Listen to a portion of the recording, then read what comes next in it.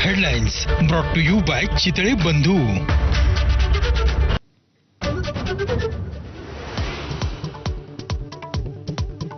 भारत पाकिस्तानमध्ये शस्त्रसंधी सुरूच राहणार. 12 मे रोजी ठरल्याप्रमाणे शस्त्रसंधी कायम असेल. भारतीय लष्कराची निवेदन प्रसिद्ध करून माहिती.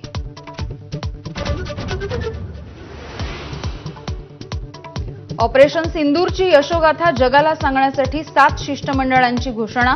59 सदस्यांची यादी जाहीर. 51 खासदार, नेते आणि 8 राजदूतांचा समावेश.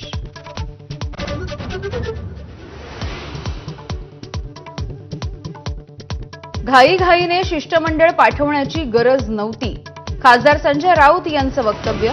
तर काश्मीरच्या प्रश्नाचं आंतरराष्ट्रीयकरण होत असल्याचा आरोप.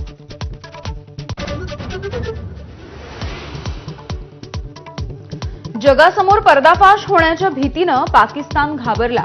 भारताची नक्कल करत पाकिस्तानही शिष्टमंडळ पाठवणार. बिलावल भुट्टो करणार नेतृत्व.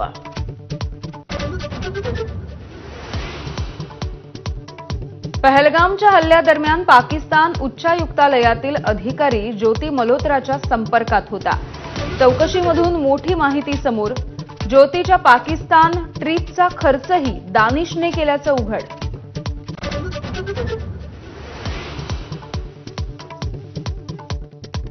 महाराष्ट्रासाठी दिल्लीमधून गुड न्यूज. 7 खासदारांना संसद रत्न पुरस्कार. सुप्रिया सुळे, श्रीरंग बारणे, स्मिता वाघ, अरविंद सावंत, नरेश म्हस्के, वर्षा गायकवाड, मेधा कुलकर्णी यांचा समावेश.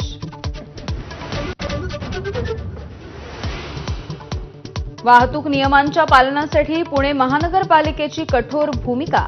नियमभंग करणाऱ्या सिटी बसच्या चालकांवरती यापुढे थेट निलंबनाची कारवाई होणार. वाहकालाही 2000चा दंड ठोठावणार.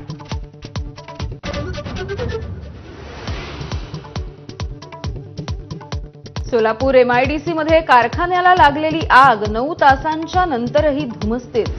भीषण आगीमध्ये 3 जणांचा मृत्यू तर अजूनही 4 जण अडकल्याची माहिती.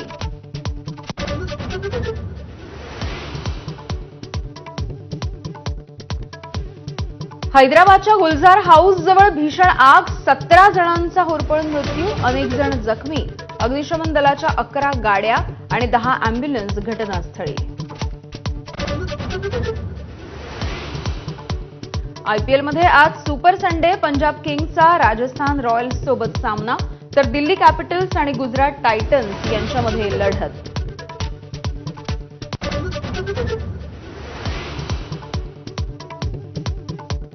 बुलडाण्यामधील लोणारमधील प्राचीन दैत्यसूदन मंदिरामध्ये किरणोत्सव.